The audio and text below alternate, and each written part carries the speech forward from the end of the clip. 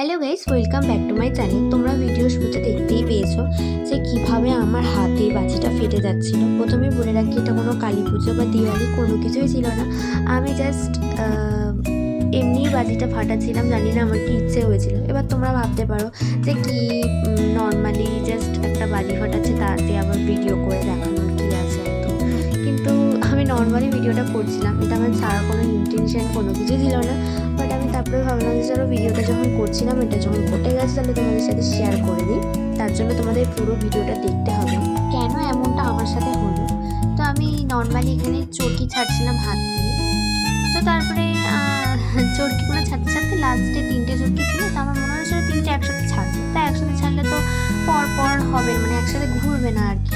তো যেহেতু আমি একাই ছিলাম, তো আমার মনে হলো দুটো রেখে দিয়ে একটা জ্বালাই, তাহলে দুটো চলে যাবে। তো এরকম হচ্ছিল। তারপরে আমি যখন জ্বালাতে যাই তখন না, মানে ওই দুটো চলছিল না, মানে একটা জ্বলে নিভে গেছিলো।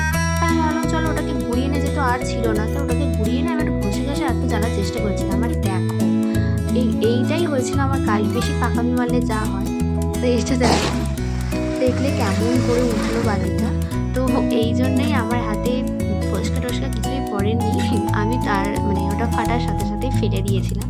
তারপরে দেখো আমি এখানে দড়ি, এটাকে দড়ি বলে তো, দড়ি বানানোটা আমার জন্যই হয়েছিল। তো সামনেই কালী পুজো, তোমরা আবার আমার মতন এরকম কেউ এক্সট্রা পাকামি করো না।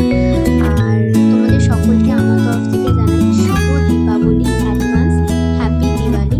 তোমাদের সকলের কালী পুজো খুব ভালো কাটুক। ভিডিওটা কেমন লাগলো তোমরা আমাকে কমেন্টে জানিও, আর ভালো লাগলে একটা লাইক করে দিও, আর চ্যানেলটাকে সাবস্ক্রাইব করে দিও। আবার দেখা হবে তোমাদের সাথে নতুন এক কোনো ভিডিওতে। ততক্ষণের জন্য টাটা।